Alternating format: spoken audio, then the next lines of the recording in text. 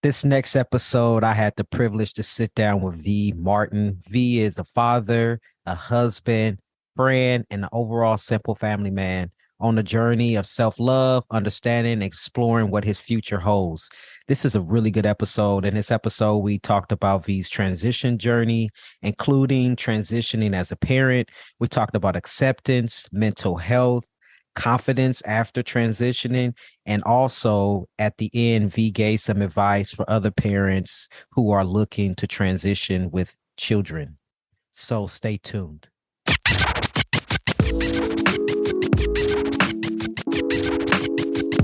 Hello, I'm your host, Sean Aaron, and welcome to Dem Bois Podcast. This show is a platform where trans men of color voices can be amplified as we share our transitional stories and many other issues that are relatable to trans men of color in our existence. This show is not only to amplify our voices, but to raise awareness and conversation around our lived experiences.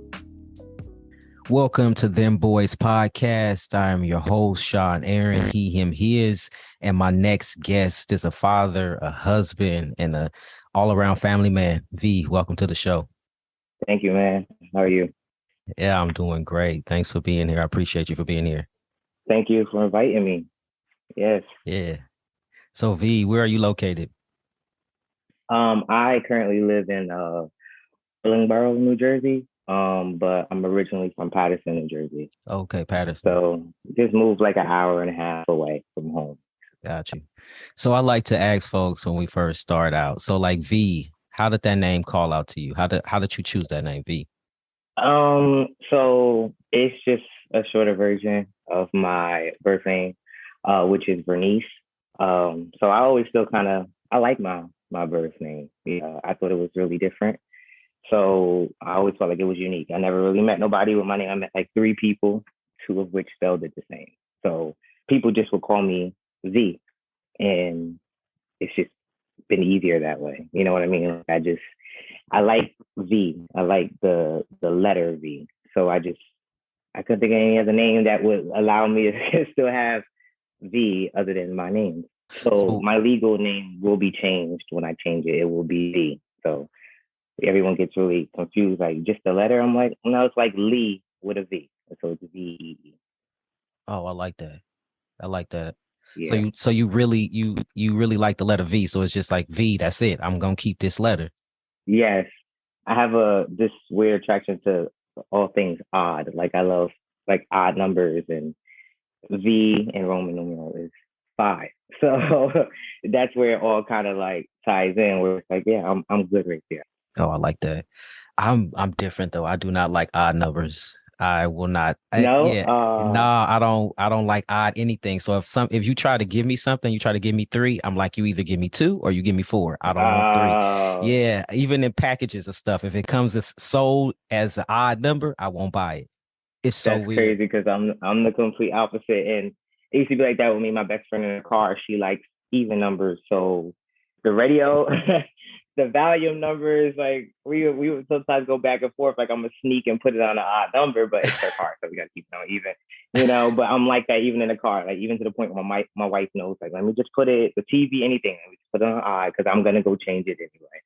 That is crazy, and I'm gonna be the one changing it to even. So we're gonna be in the car fighting.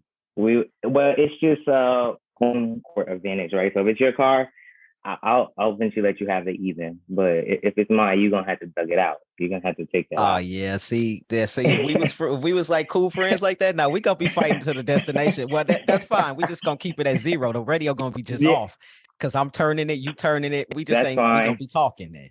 Mute. Yeah, there we go. I'd rather have a conversation anyway. Yeah, there you go. That's perfect.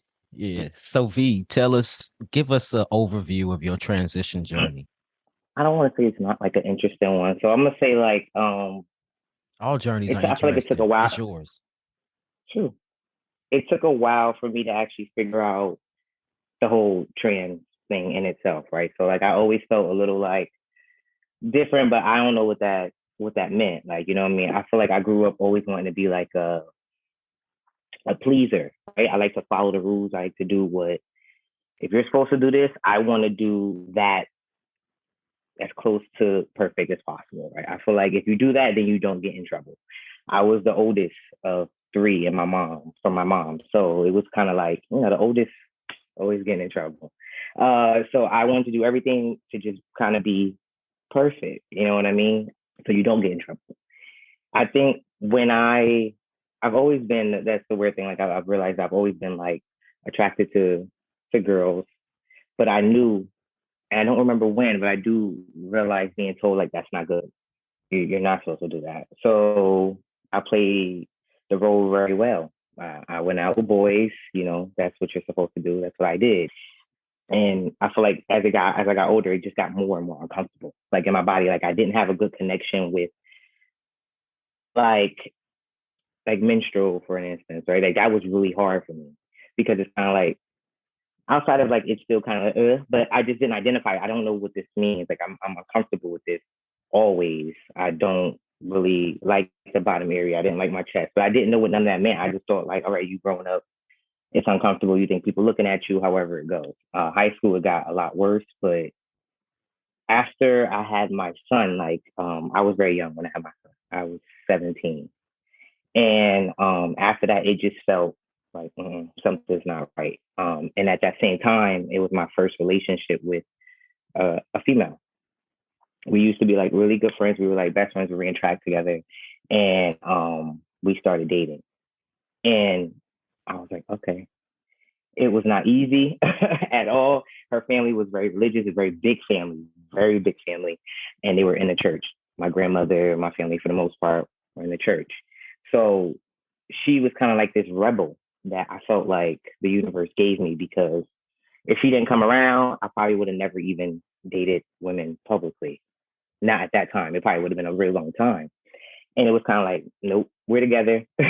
She kicked down this door and it was like, we're together. Like, that's it. I don't care. She gave me no space to have an excuse for us being together. That lasted like 6 years. In that relationship, she was more of like the masculine presenting. So I was still uncomfortable. I was still dressing in feminine clothes, stuff like that. And I had my son. So we looked like a family unit, right? She was the aggressive one. I was the feminine. And then I had a child. When that relationship ended, I was able to then kind of slowly just move into me dressing and feeling the way that I felt more comfortable. It's important to like note, like I've never identified as being a lesbian. I don't think there's one person I can find who will say I told them I was a lesbian. Never once did I identify with that. I never said it. I don't like being put in like little boxes or labels, but I never said those words like, yeah, I'm lesbian. Like it was just I was with the female and that was that. When I started to dress more masculine, then I started to social media and whatnot pay. I was more on there and I started to see like trans men on YouTube and I'm like, what is this?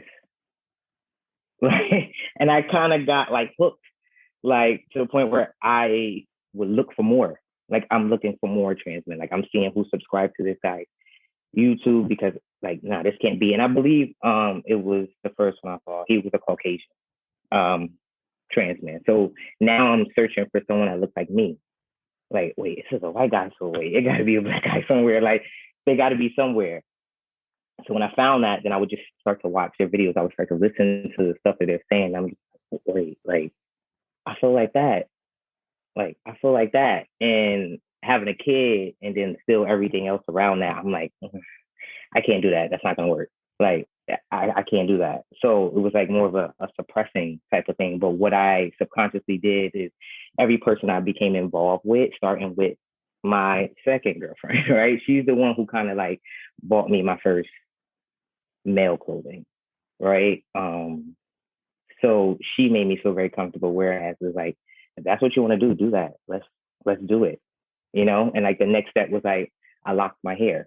She got my hair locked. So she helped me kind of like start that second identity. Like, okay, this is V now. We went from Vernice to V now. Like, we're starting that. And that helped my confidence a lot. Like just being able to be comfortable. And I never really felt like I had to explain anything to anyone. No one asked. My grandmother, no one kind of said anything. Like when I first had my first girlfriend, they were upset because I didn't go away to college. They felt like I was staying home because of her. It was so many different things where it's like people vocalized their opinion at that point. But once I started to dress masculine, this is 6 years from that time, it was nothing. It was just kind of like, I didn't get anything negative from my family, which I feel like I kind of was blessed with that. If they felt something, they didn't say it to me, and I didn't feel uncomfortable at all. But I started to still, I would subconsciously ask people. I was what if, a hypothetical, like, what if I did this? Or what if I thought or identified as this? What if? And I did that to a few people, and I never got like a negative reaction from it. So in my head, I'm building up this confidence, like, okay, like maybe people won't shun me. Like they're not gonna be like, oh, screw you, like some of the guy stories I heard. I'm like, that was my biggest fear. I was very big on family. I don't want anyone to kind of reject me. That second relationship ended, and I ended up dating my wife now. And I believe my son was 10 years old. And it was like a lot for me. Like, and she just told me, like, why don't you try? She was always very like, I told her from the very beginning, and she always kind of treated me. These were all straight women, by the way. That I haven't dated a lesbian, so you know what I mean. For the most part, especially the two feminine women I dated, they dated men, so them treating me that way wasn't very difficult for them. And so she always treated me that way. And that made me feel very comfortable with her. And she always encouraged me, like, listen, this is going to make you happy. If you're happy, then he'll be happy. Just kept reminding me of, like, if I'm happy, I can make other people happy. Okay, I had a conversation, and I kind of asked him at 10, like, this is how I feel. Like, try to give him examples and whatnot. And I was like, what if I did that? Like, and ironically enough, he knew some of what I was saying, what it meant at 10. So I'm like, well, these kids, they're on YouTube or they see stuff themselves, I mean, even no matter how much you try to watch over them, they find things, right? And at first in the conversation, it was like, I don't care, but I didn't feel comfortable with what he said, how he said it. So we continued to have the conversation. And then at that point, he's like, I don't want you to do that. So it kind of like, all my hopes, everything just was like, okay, I understand. And I left it alone. I just put it in the back of my head. I was like really upset. I told her, I'm like, I don't want to talk about this anymore. I'm not going to do it until my son is grown. He's not comfortable with it. I'm not doing it, because at this point, I'm really the only person here for him. You know what I mean? Like, it's biological that not around, hasn't been around. And the longest relationship I had, she was there kind of from the time he was born, but at that point, it still wasn't like a steady, like, he didn't have a second parent. It was me. So I couldn't change on him. Mm-hmm. Do you get what I'm saying? At that time, I'm like, yeah. I can't do this to him. He said, no, it's it. That's it. And it sat like that for about, probably like 3-4 years. I'm going to say 3 years. And it sucked the entire time. It was like the most painful thing. But over that time, I'm still finding trans men on social media. I'm seeing it more and more and more. Dysphoria is like the worst. And I developed really bad anxiety, extremely bad. It was like, I went a whole year every day. I woke up, my chest was heavy. Once I thought there was nothing wrong, it was just, my chest, I literally, stress. It was terrible. And then we moved. It was just a decision between me and my wife. She lost her brother. He was murdered. So she wanted to get out of the city we were raised in. Like, we just wanted to get away. And we moved. And I've said this to more than one person. I feel like people thinking I'm BSing them, but we moved here the first night we stayed. I woke up and I had no chest pain. Like, the heaviness was just gone. It went away. Like, and I'm like, okay, well, maybe this is just one day. And then every day after, I have to this day, and we'll be in this house 2 years next month. I have not had that heaviness on me anymore. So it was like, okay, I removed myself from this environment. So we moved here in October. My grandmother, January of 2021, passed away. And it was really hard for me. Her birthday is the day before my birthday. I'm still dealing with it. I'm still dealing with it. And it was hard. It hit me really, really hard, because at the same time I lost her, then I lost that parental side of my family. That was my father's mother. So that whole family, I have no longer any communication with them. And that's just a whole nother situation. But it was kind of like me taking this big blow at one time. And then it happened again. And my wife was just like, so are you ready? My grandmother just passed away. She see like, this is life is short. Are you ready now? Like, what's up? And it was just like, you're right. So I tried it again. And I had the conversation not only with my son, but with her daughter, because I'm raising her daughter. Like, we're a family and they're teenagers at this point. And I did have the conversation with my son privately first, because at the end of the day, it's still me and him. You know what I mean? Like, we grew up together. It's me and him. And I didn't get the same reaction before. It's completely different. He knows a lot more now about transition. Like, he knows or seen a lot more. So the conversation was, I don't think you're going to love me less. You're still going to be my mom. And that was it. I don't care. I want you to be happy. Like, I don't think you're going to love me less. It's not going to change. And it was just like, oh, I didn't expect that. You know what I mean? So now it's kind of like, all right, well, there's the opening. I have no excuses. And I did it. I reached out to a trans guy that's in my city. His name is DJ Payday. And I messaged him, which I'm very like a shy person. So I DM'd him, and that was like a lot for me too. My wife's like, just ask. Like, you have questions, just see. And he was like really cool. Like, he actually called me on Instagram. Like, he took time out of his day and had a conversation with me. Not a 5-minute conversation. We were on there for a while. And he's like, I just want to make sure you understand, like, this is a big move. And I'm like, I understand that, but I'm a very meticulous person. Like, I have to know everything before I do it. So if I make a decision, just know that I've given myself 3 different outs and it was no. If once I'm at this point, it's go. I've already weighed all the risk. I've weighed everything that I know that's going to come with this. If I'm saying I'm ready to go, I'm going. And he gave me the information for a doctor that he started with, which is in New York, but I felt more comfortable going there because they're known for that. Colin Lord is in the one in Brooklyn.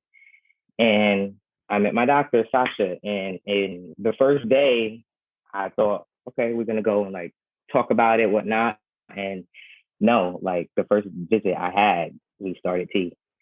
And I remember leaving and calling my sister, and I just was like crying. I was so excited. Like, I was like, it felt right. Like, it felt like I started what I was supposed to start after all that time. Wow. That story, like, that was a lot. Let's unpack like it was a pieces of that. I love it. Like that, it just seemed like it just worked, like it just flowed together. And sometimes we be stressing off of it, like how this gonna work, when I transition, and then we get to the end of it, and you're like, well, that wasn't that bad. You know what I mean? It's like it works out to our advantage in a way.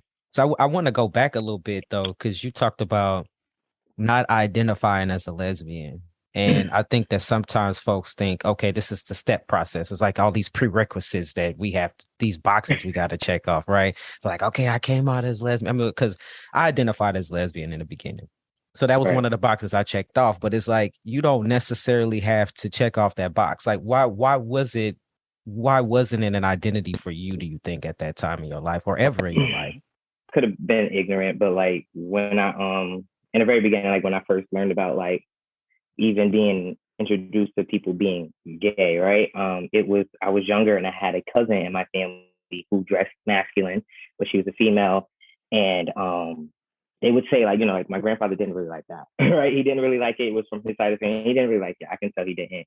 And I believe like I was told that she was a lesbian. So I'm like, okay, well, I don't dress like that.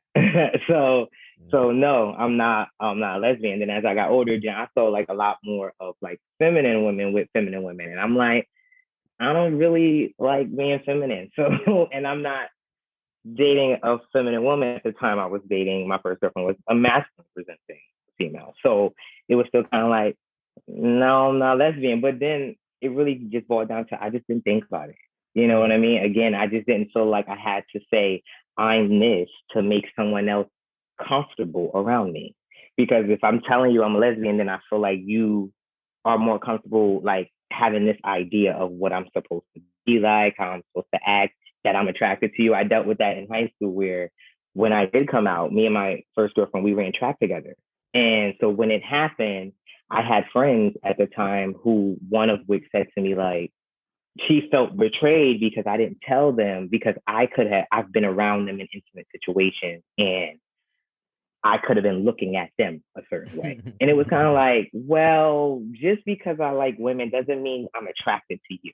You get what I'm saying? And if I've never disrespected you across the line, for that to be said to me, it has never went away. Like, you know what I mean? And I always remembered that in my head. And it was just kind of like, that kind of sucks. Like, I thought we were friends and now you're mad, not because I didn't tell you or express this to you so that you can allow me to be comfortable to be me. No, you were mad that I didn't tell you because you now think that I was looking at you while you were sleeping or something. Like, it's just like, It's so weird. no, Yeah. that wasn't the situation, you know? Yeah. So it was kind of like, all right, I'm just me. Like, and this is who I'm dating. And I don't feel like I needed to be put in a box to make other people comfortable.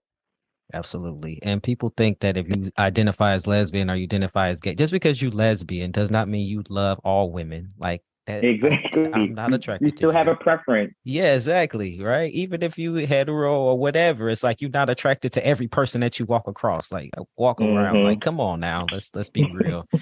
And also one thing that we do forget that trans men are birth givers and we can bring life into this world.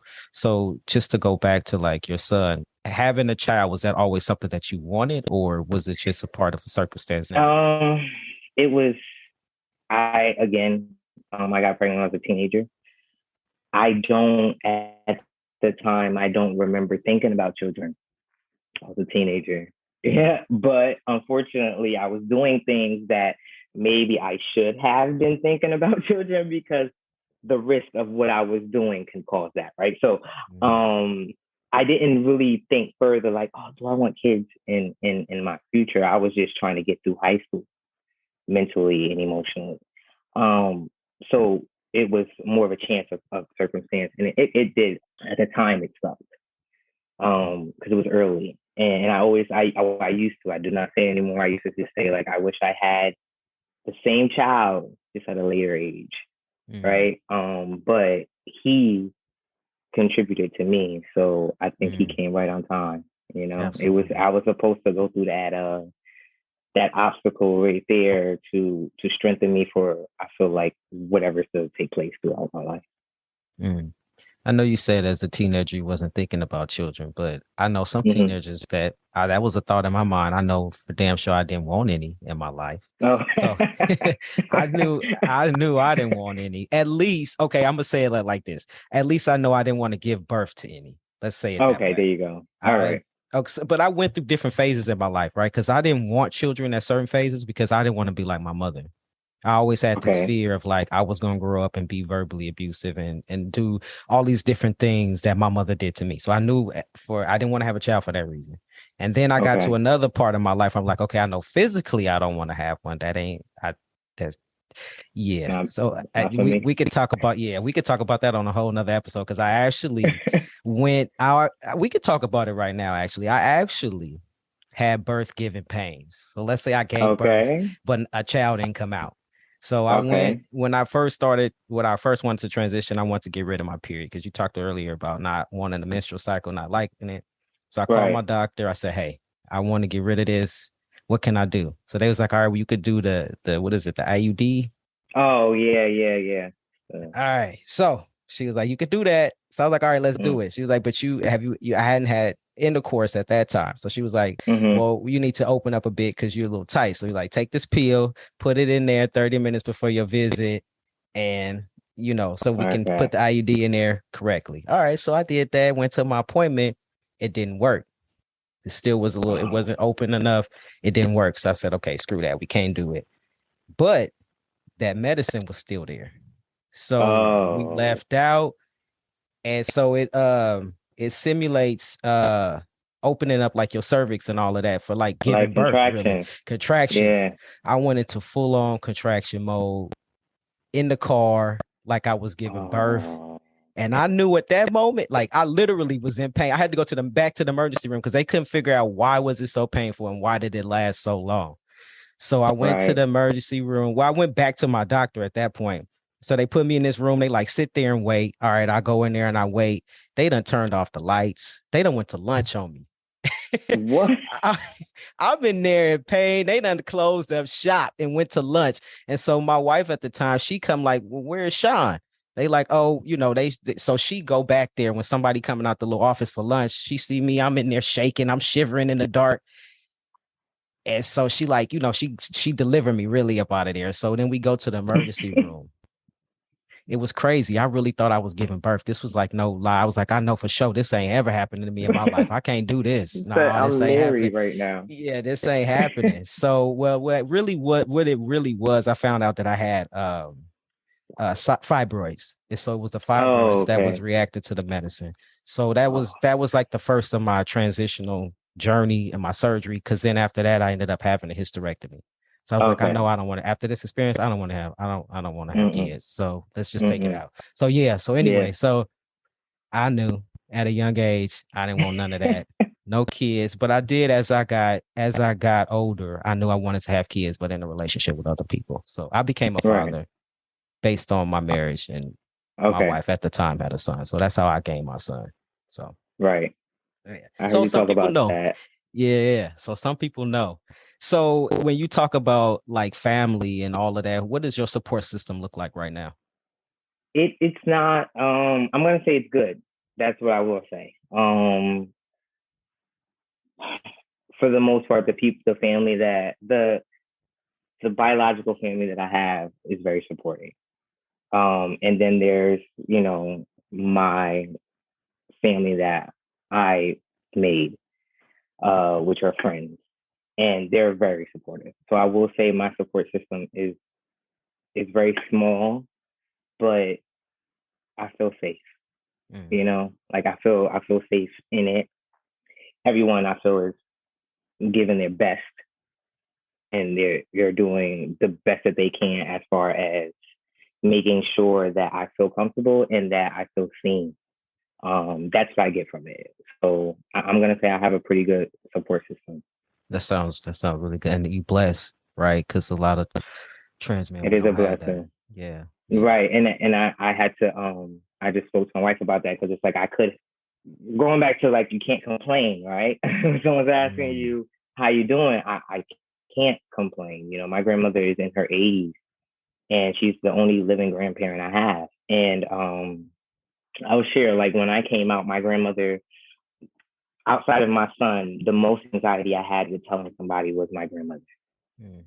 By now, my other grandmother passed away, so that's another thing that I deal with, not having being able to reintroduce myself to her because we were so close. So that's something I struggle with. But this is my mother's mother. This is Lois. Anyone who knows Lois, she's very into church. You know, she's into her faith. So I'm like, my grandmother is not going to be with this. Like, I just Mm. didn't feel like it's gonna be like, all right, now you're doing too much. You know what I mean? Like, okay, you're dressed like this. You have the girlfriend and you have the family. You have all this, and now you bought the house. You know, you're going too far now, right? That's what I had in my head, and it caused me so much anxiety telling my grandmother I didn't sleep for like 3 days before. Mm. Those 3 days was like I couldn't sleep. I couldn't rest my nerves, nothing. And my aunt, which is her oldest daughter, she's like, listen, I'll get on the phone with you. I won't let her know that I'm there. I'll mute myself and I'll be on the phone with you. You have to tell her because at this point I already started tea. Mm. And it's like I have to tell her. We speak often. And I called her and you know, I can hear her. She's eating her supper and I go to just, you know, get to it because I was about to cry. I'm a very emotional person. And I told her and she was quiet. And when I was finished, she was just like, the very first thing she said was, I already knew. Mm. And instantly, it's just like, okay, I had all this stress, all this anxiety that my body literally just like fell. Like I cried, like I was just like all this stress for her to just say, I already knew. I knew since you had Jaden, which is my son. Like I knew since you had him, and she expressed whatever she expressed, but she was very nonchalant, which is very weird. I was like, what is going on, to the point where my aunt unmuted herself and said, listen, mommy, I am here. And I have to tell you that I am so proud of you, because even for her, it was like, what? Like, and she knew what I was talking about. I'm like, Grandma, do you understand what I'm saying? She was like, yeah, like you're going to be taking the hormones, right? And I'm like, who taught you this? Like, it was like, what did you, but she watches the news, she reads the papers, and I don't know who she'd be talking to, but someone told her something and she had an idea already of what it was. So it was kind of like, after that, my son, my wife, my grandmother, I don't care what nobody else says. If anybody else feel a way about it, then that is your personal problem. It has nothing to do with me. I'm good. Nothing can make me feel bad about what I'm doing. Hey, this is Sean Aaron, the host of Dem Bois Podcast. Are you enjoying the podcast so far? Great. I'm glad that you are. Would you consider donating today to help support the continuation of this podcast? As you know, this podcast aims to serve as a platform to highlight and amplify the voices of trans men of color and share our transition stories.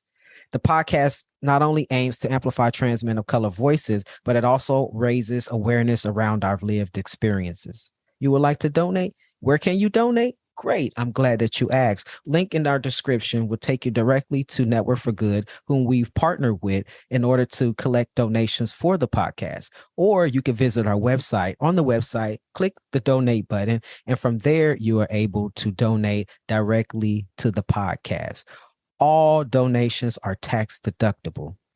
What does the donations go to? Oh, I'm glad that you asked. Your donation will help to support our production costs. We are working with Jasmine from Pink Lady Productions that brings you this awesome content. And also, we pay our guests an honorarium.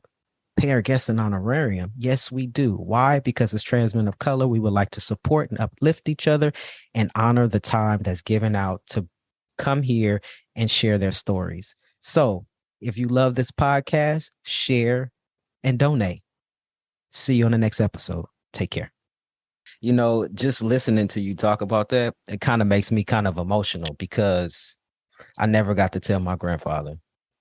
Yeah. And I think it's important. Like even with taking the reactions, I think it's still important that we just at least get it out. If you don't, if you don't accept it, you don't accept it. But I know, like with family being important, it's important that your family does accept you. But I never told my grandfather. I never did. And you know what? What's crazy about it is I started to grow a beard. And I think he knew, but I never physically told him. Of course, right? My body changed. I had top surgery. My voice changed and all of that. I was still his favorite because he made sure he told me.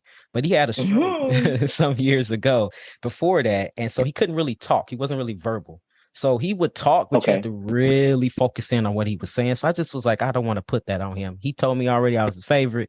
And so we just going to keep it at that. But I started to grow. Right? I started to grow a beard, and my beard was kind of thick. And I went away for a week on a retreat, and I wanted to see him before I left, but I didn't because I was like, I don't want to shave, but I got this, but I haven't told him. So I was in that in-between moment, and I never got to tell him while I was away on that retreat, he died. And so that was heavy on me for like years. Right. Like that was real heavy. Like, damn, I missed out seeing my grandfather for the last time because of a fucking beard. And so that's one reason why I don't grow a beard now. Is because I don't want that to get between me and anybody. I just feel like that's just me. I just, anyway, I had to work through that in therapy. And it was like, my grandfather loved me. He knew. So I had to come to grips with that. Like he knew. So that's even like with your grandmother, you never got to reintroduce yourself, but just like the one grandmother that you told, she knew. I'm sure that your grandmother knew. So it's like I believe they still looking over us. That's my belief. So for sure. She see you. She be around. I feel her presence, but that was one that, you can have those conversations where we can joke around a lot. And I feel like I'm yearning for like her words. You get what I'm saying? Yeah. So it's again, like you said, something you gotta work through, something I'm gonna have to work through because it's still, it's fresh, but it's okay. That's what I have to say. It's okay. It definitely takes some time to move through. It definitely takes time. Yeah. Yeah. So what do you think was that moment when your son, like, what do you think that shift was in your son from the first time he was like, I don't want you to do it, until when you came back years later and he was like, okay, what do you think that shift was for him? I think that it was just personal growth on his end. He's still very immature, but I think that it was still just that a little bit more maturity. And again, like I said, they see it, right? So I feel like he's watched things or whatnot, or just watched my mannerisms and how I am and how I started to move, especially with my wife. Like she again opened this space for me to, like, especially in my home, to move in the way that I felt. So I feel like he saw that. But I don't like to assume, right? So even you asking me that question is a good question that I would want to go ask him now, because I really don't like to assume. I like to have conversations with my son, to kind of see where he is. But that's why when we did have that conversation, I knew it was genuine because of how he articulated himself. It wasn't a hesitation. He didn't get quiet. He didn't, you know what I mean? He didn't shorten himself. If he was being himself, he was having a conversation with me. So that's when I knew, like, okay, he knows what I'm talking about and he is okay with it. But me being like the person I am, I'm always constantly checking in on him because I am changing. So when my voice started to drop more, I would randomly have a conversation with him just to make sure that he's still okay with what's happening. Right. I do it very often, actually. Like, maybe I shouldn't do it so often, but it makes me nervous, right? Because I think one of my greatest fears is, like, my son just getting to a point where he is just not okay with it. Mm. And I'm already here. You know what I mean? Like, what do I do at that point? So it's a really big fear of mine. So I constantly check in. I constantly tapping with him. How you doing? Like, is this, you know what I mean? Especially recently, like, more facial hair is coming and stuff. But we have little conversations where we go back and forth about whose muscles are bigger. About about him feeling like, even though I have more facial hair right now, like, he's gonna end up having more. He tells me he looks better than me. He's a very confident, kind of cocky kid. He's taller than me, way taller than me. So it's kind of like you can't really tell him nothing. But those little things I feel are small confirmations that he's growing with me. Like, he's okay. You know what I'm saying? Like, he's not pushing away, like, oh, you're changing. I don't like that. I don't like where it's going. Instead, it's kind of like we're in competition with each other, and I like it. You know what I mean? I love, like, we're building that relationship, and we can still have fun and play around and stuff like that. So that's where it is with him, and which is still a blessing. He could just not be with it at all, and he still has a chance, an opportunity, an opinion. And that's why I like to let them know, like, you have an opinion. I can't force anyone in this world to respect me or my transition, right? All I can do is just show you that I won't tolerate your disrespect. So if you choose to disrespect me, I don't have to tolerate it. I mean, and I will handle each situation as they need to be handled, but I can't say, no, you're going to respect it. He still has a voice, and he still has an opinion. And I'm just happy that his opinion lies on my side. So I know you said that you would like to revisit it again, but my question to you is, what if he gets to the point where, how old is he right now? He just turned 14. 14. So what if he Yeah. get to 21, 22, 23, and he like you, and you do check in, and you said, I don't like it. I don't like it no more. I did once. I don't like it. How do you have, like, a plan, or like? I don't have a plan because I think I'm in a place where I normally am, like, the worst case scenario thinker, right? But I also realize that doesn't help me a lot mentally because in a safety aspect, yes, I think about those, but something like that I haven't thought about. But I think it would just go back to just my opinion on, he has an opinion. He has a right to have an opinion. And will it hurt? Oh, this is my only biological child. Like, what do? I don't know what I would do, but I can't force anything on him. I can ask how we can work through it. We can do therapy together. However, we can try to get him to have an understanding of, this is me and how do we build a relationship from there. But if all else fails, then I have to allow him to just live his life without me, because I'm pretty sure from now to 21, even now, there's no going back. You know what I mean? There's nothing that I can change about me to make him comfortable. But I'm pretty sure he's going to be moving through life without thinking of if I agree with every single step he makes. You know, he's not going to live his life based on what I believe. So I can't at that point just live my life based on what he, what he thinks. It's just that it means a lot to me. I choose to apply his opinion to my life. It's a choice. You know, we don't have to do everything. Just because he's my child doesn't mean I have to. It's just that it's a choice. Like, his opinion matters to me, so I choose to apply what he thinks to what I'm doing. That is so good. That is really good. A past guest, we talked about our children, and he mentioned how when he began the transition, he put his child in therapy and allowed his child to work through therapy with his transition. Have you ever considered that, or is that something that you all take advantage of? Yes, most definitely. So even before, again, when he was 10, I had him in therapy. So I was in therapy at a point with us getting readjusted here and stuff, and I have like so many things going on. It is a conversation I was just having that I want to get. We all need to be in therapy at the end of the day. But my son, I believe that it would be good for him just off the strength of he is a Black man, like he's becoming a Black man. His biological father was not there. I know how it has impacted me with my father being around and not there, but his just hasn't been around. Do you understand? So that alone is like, okay, he needs to have somewhere to go to express his self and whatever he may be feeling. So I'm very big and very open on therapy. I've even mentioned it to him, but kids are kind of like, but it's like, it's really not an option right now. If you don't choose not to talk right away, okay, you don't talk. But these are specialists. I mean, they'll eventually get you to talk. But I do think that it's something that will benefit him. It will benefit me. It will benefit my daughter. It will benefit my wife. Something that I think is a really good move. So yes, that is coming for him. I think it's very important for him. It's a lot of changes from no dad to mom with women to mom becoming a man. Yeah. He needs to be able to unpack that with someone, and he would only do so much with me. That's so good and so true. I tried to get my son into therapy, but he's so damn slick.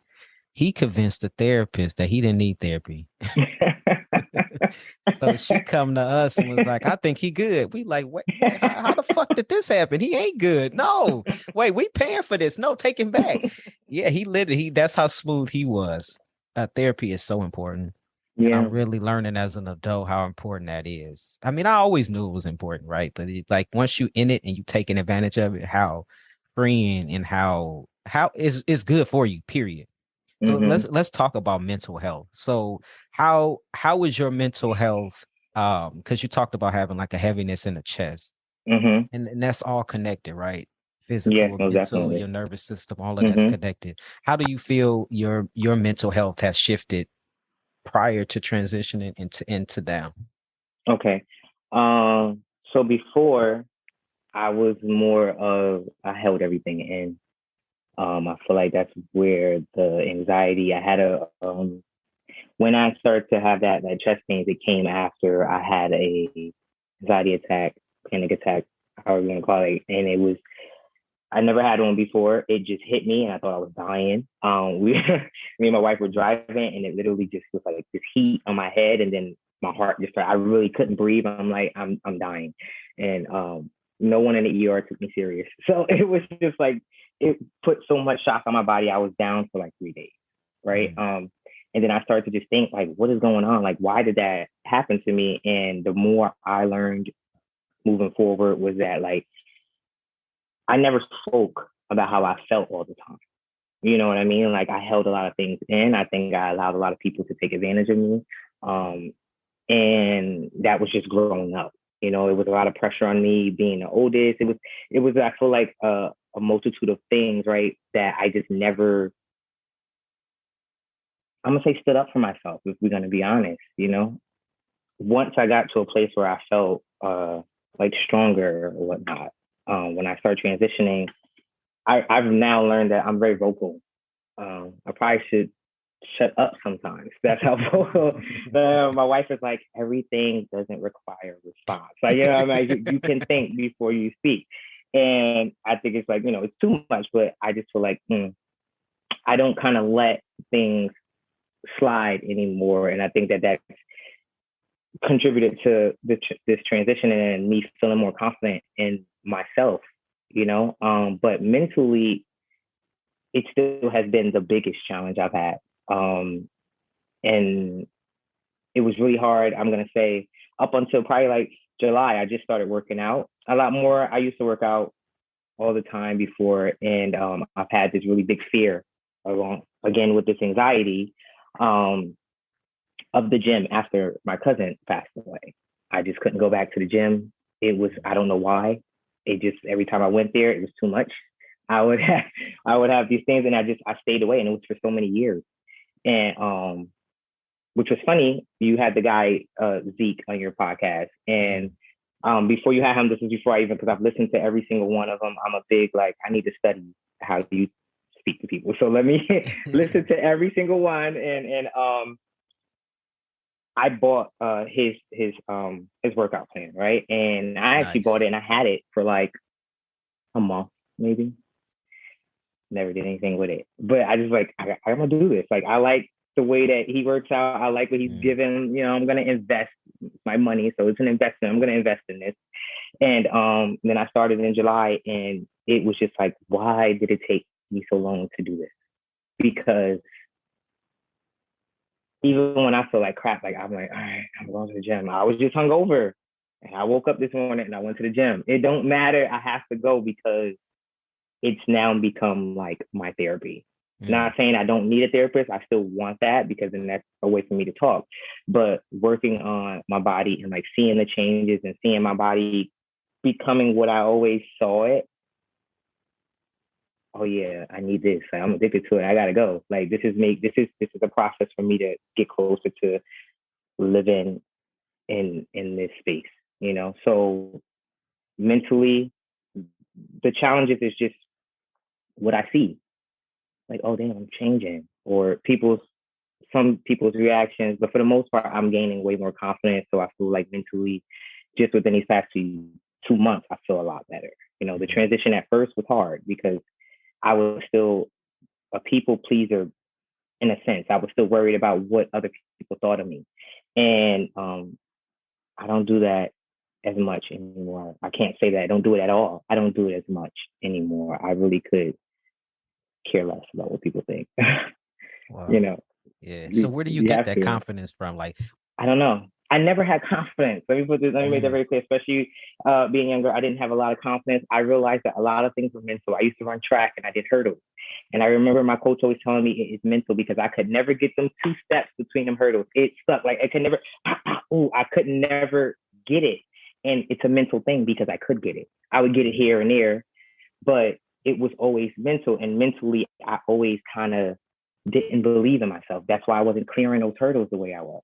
You know what I mean? I think about that now. So I used to do things and now I look at it, I realize what I was doing. So even in my journey, I went from dating a female, but still being the feminine one. So then the next relationship I had allowed me to be the masculine one.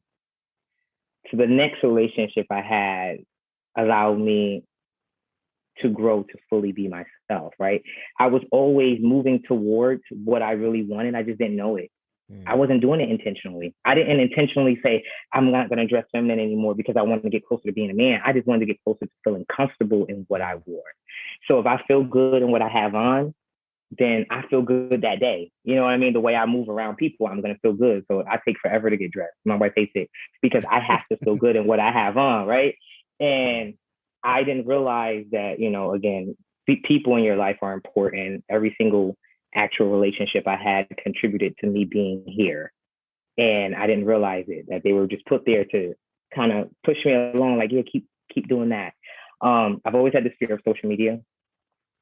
wasn't with it. Especially posting. So I didn't realize it, but 2 years ago when I turned 30, I told myself, okay, it's a challenge for me. I'm going to post a full body picture of myself. I never did it. I told myself, you're going to do it. And it had nothing to do with anyone else. I don't care what people, if you like it or comment or not. It was a challenge for me because I wanted to feel better about myself. I started to look at myself more. I spent more time in the mirror. Always, because I'm going to find something where I would say I'm not attractive, but you would have people complimenting you. I need it. It doesn't matter what you say to me if I don't feel it, right? So I started to spend more time in the mirror, just spend some time in the mirror, just like looking at myself, checking out my features. And so when I posted back to the Instagram, when I posted that picture, I got like DMs from people that I know, and it's like, yo, I'm so proud of you. Like, yo, I see this. I see, because I never realized that people didn't realize that you would only get a picture from like neck up or chest up. Like you never saw, I never posted a full body picture.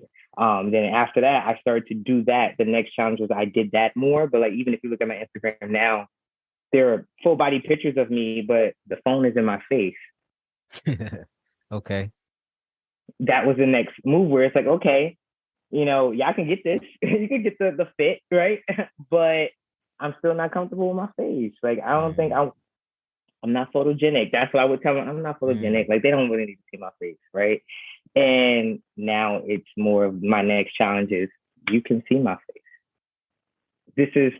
I'm looking more like how I envisioned myself. And I feel like it was because I didn't like the way I looked, because I didn't look like who I thought I should, that I wasn't showing my face.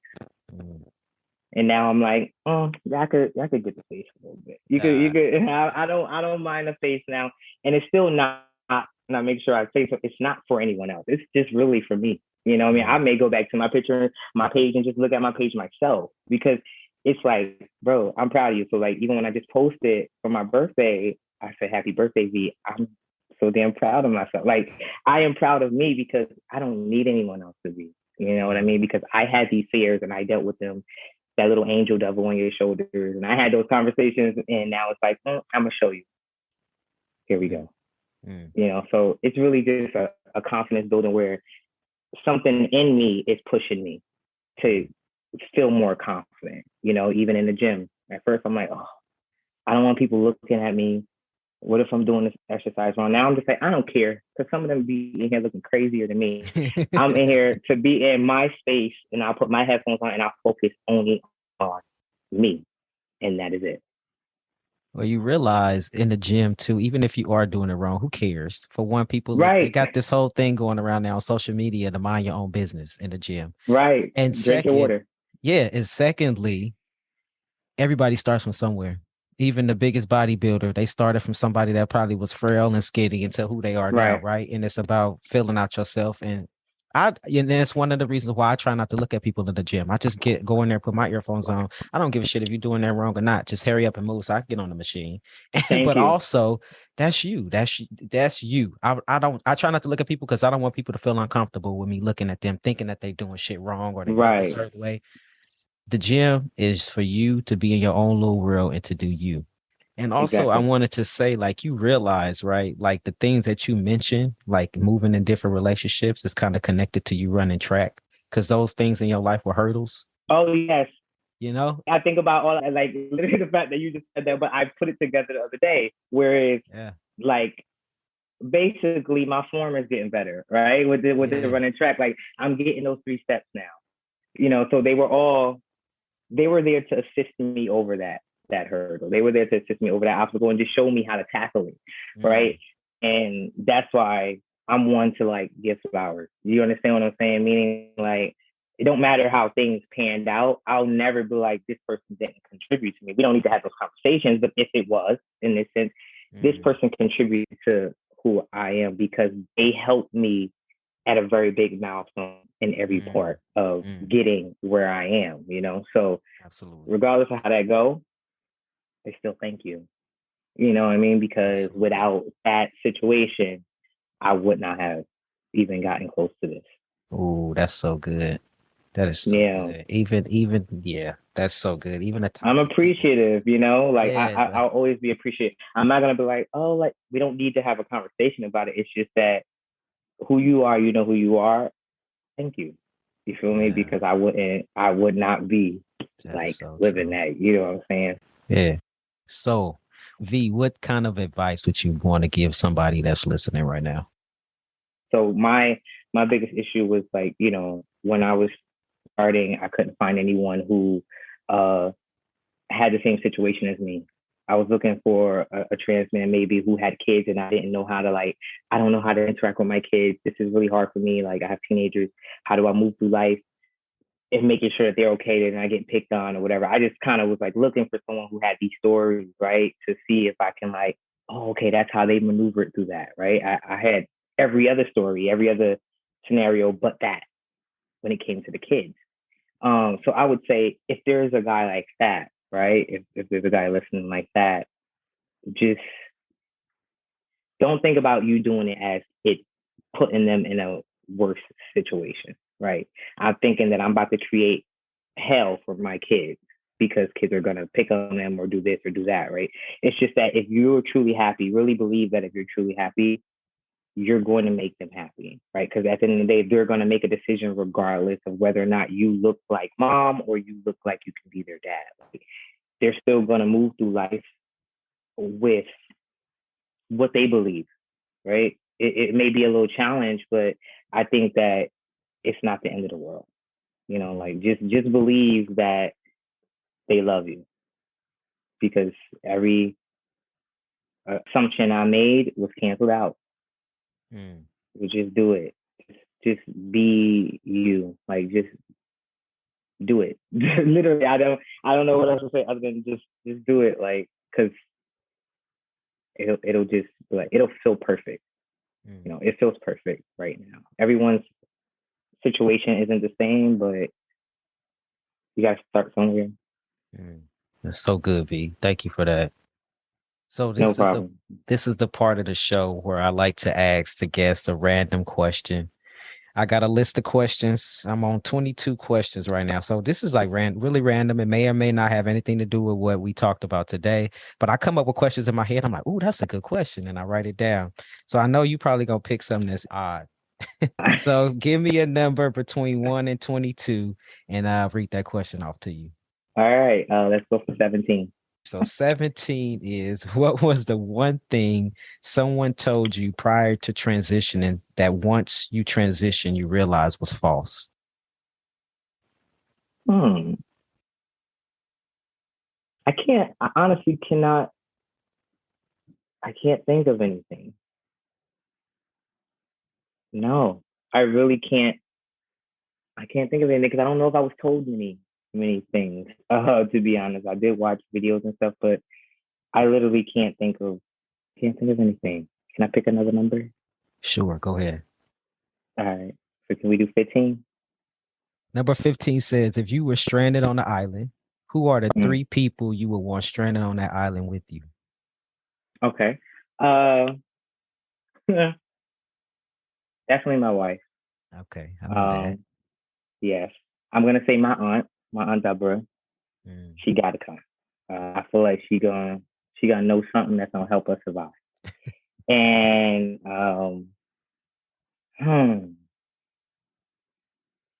You thinking you ain't taking the kid?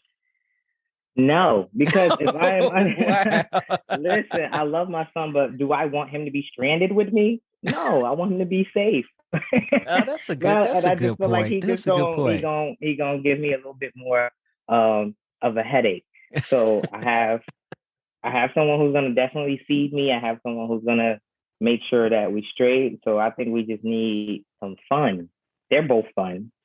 I probably would bring my dog, to be honest with you. It's not that I don't love anybody else. I just can't think of people that I could be stranded with who are not gonna complain a lot. I don't want to be in a crazy situation. I know they're gonna be like, no, I can't do this. We gotta go. No, we gotta figure this out. If we're gonna be up here, we gotta make it work. So it's gonna be my wife, it's gonna be my Aunt Deborah, and it's gonna be my half son Rascal. The dog coming too. Okay. He gotta come. That's what's up. I love that. I love that. V, thank you so much for coming on the show. I appreciate you. It. Yeah, definitely. One of the best talks, actually. I love it. Thank you so much. Thank you. Yo, take care.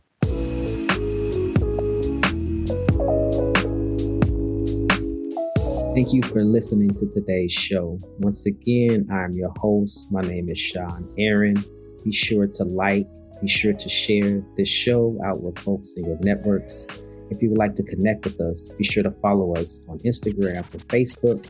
You can also visit our website at dembois.org. That's DEMBOIS.org. If you think you will make a great guest on this show, or maybe you have a question for myself or a future guest that you would like to hear answered on the show, please send an email to hello@dembois.org. That's HELLO@dembois.org. Until next time, take care.